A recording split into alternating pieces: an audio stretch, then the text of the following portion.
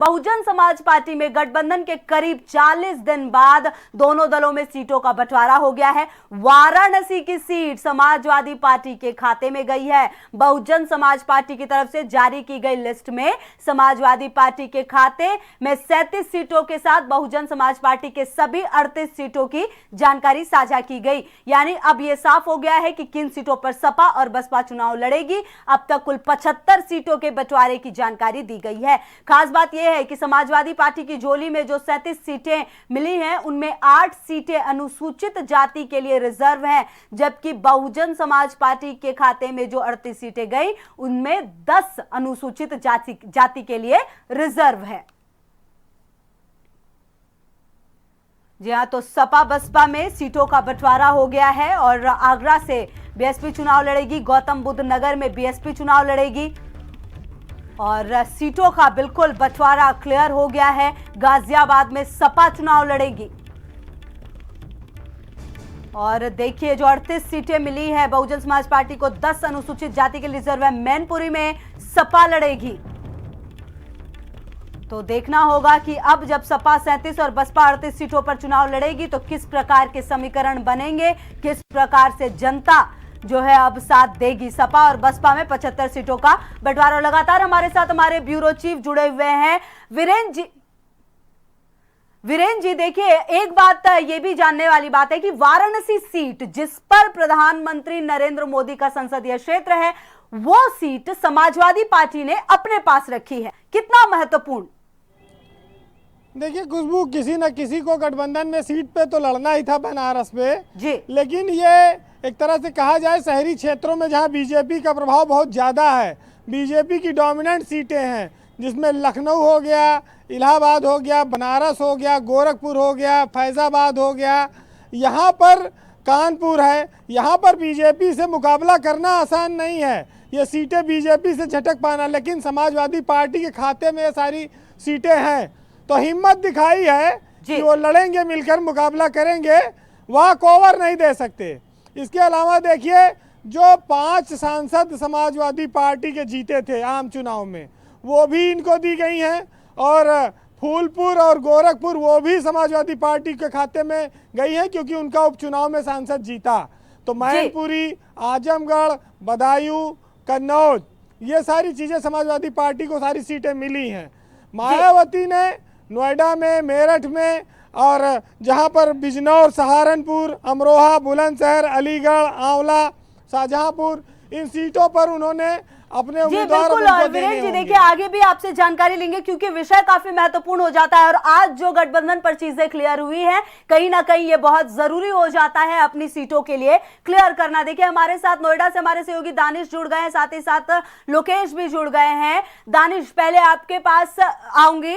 देखिए जिस प्रकार से सीटों का बंटवारा हुआ है, 3 सीटें आरएलडी के लिए भी छोड़ी गई है, मतलब बिल्कुल क्रिस्टल क्लियर है अब गठबंधन के लिए, क्योंकि ये तय है कि दिल्ली का जो रास्ता है वो यूपी से होकर जाएगा और सबसे महत्वपूर्ण सीटों का बंटवारा जिसमें कि गठबंधन ने पार पा लिया है।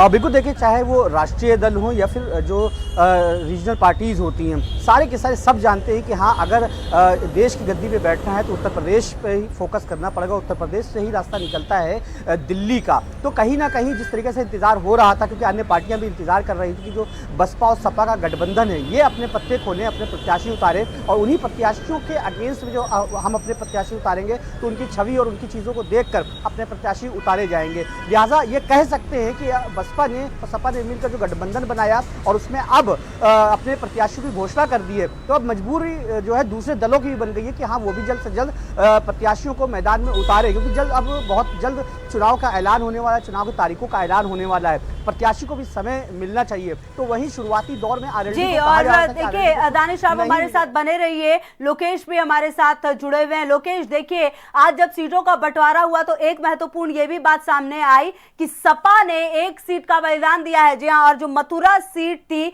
वो अब आरएलडी के पास है। 3 सीटें आरएलडी को, सपा 1 सीट के नुकसान में दिख रही है फिलहाल। देखिए, भले सपा एक सीट के नुकसान पर हो, लेकिन ये एक सोची समझी रणनीति का हिस्सा है। जी। दरअसल इलेक्शन के अंदर और पॉलिटिक्स में ये माना जाता है कि जो शुरुआत करता है जीत उसकी होती है, और ये गठबंधन ने सीट शेयरिंग करके ये कॉन्फिडेंस लेवल शो किया है, खासकर बीजेपी और कांग्रेस के सामने, कि जो यूपी का रास्ता, यूपी के जरिए जो केंद्र का रास्ता जाता है, उस पॉलिटिक्स के अंदर गठबंधन ने अपनी जो है साफ तौर पर कहा जाए कि कॉन्फिडेंस शो किया है और सीटों की शेयरिंग की है। अगर गौर से देखें तो जहां जहां सांसद बीजेपी के रहे हैं, क्योंकि अधिकतर सीट उनके पास है, गाजियाबाद में भी मंत्री रहे हैं, इस सीट को सपा ने अपने पास रखा है। तो वहीं दूसरी तरफ नोएडा में भी मंत्री हैं, जो कि केंद्रीय मंत्री हैं दोनों, वहां की सीट जो है बीएसपी के खाते में गई है। बागपत की सीट अभी रोकी गई है, उम्मीद है वो साफ तौर पर आरएलडी के पास जाएगी।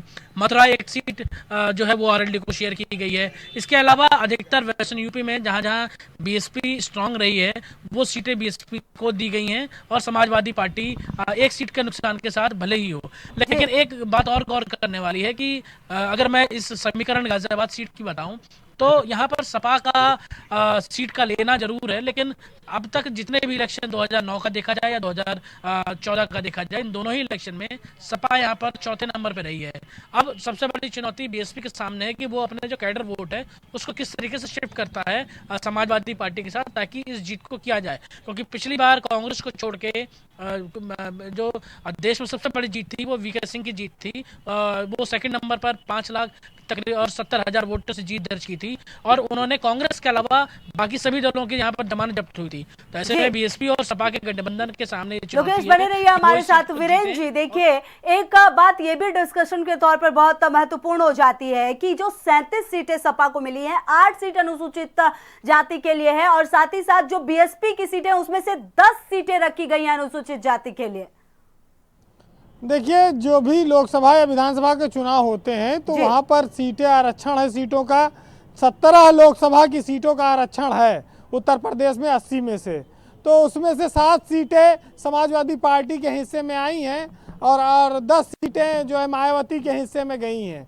तो सुरक्षित सीटों पर यह होता है कि सुरक्षित सीटों पर सुरक्षित दल के ही प्रत्याशी उतारे जा सकते हैं। दल में जैसे SC ST के लिए अगर वो रिजर्व है, OBC के लिए वो रिजर्व है, तो इस तरह का रिजर्वेशन रहा है। और उस पर बीजेपी चूंकि सबसे ज़्यादा उसकी सीटें जीती थी, तो बीजेपी के सांसद हैं ज़्यादातर। अब चुनौती होगी कि इस गठबंधन से वो कैसे निपटेंगे। पहले माहौल 2014 में मोदी लहर थी, अब वो मोदी लहर है नहीं। अब उत्तर प्रदेश में 73 सीटें जो जीते थे, अब ये कह रहे हैं कि हम 75 प्लस जीतेंगे। बीजेपी का दावा अलग है। अब इसी के उस दावे से निपटने के लिए इन लोगों ने गठबंधन कर लिया है। अजीत सिंह ने भी आज साफ कर दिया कि वो कहीं नहीं जा रहे हैं, वो इसी गठबंधन में रहेंगे। बहुत बहुत धन्यवाद आप सभी का जुड़ने के लिए हमारे साथ इस पूरे मामले में। और आलोक अवस्थी हमारे साथ जुड़ गए हैं, बीजेपी प्रवक्ता हैं। बहुत बहुत स्वागत आलोक जी आपका भारत समाचार पर। क्या कहेंगे? देखिए, गठबंधन ने तो क्लियर कर दिया है कि कौन सी सीट कहां पर कौन लड़ने वाला है। आप लोगों में तो सर बात ही क्लियर नहीं हो पा रही। ओम प्रकाश राजभर नजर आ रहे हैं और सब लोग नाराज ही नजर आ रहे हैं अभी तक।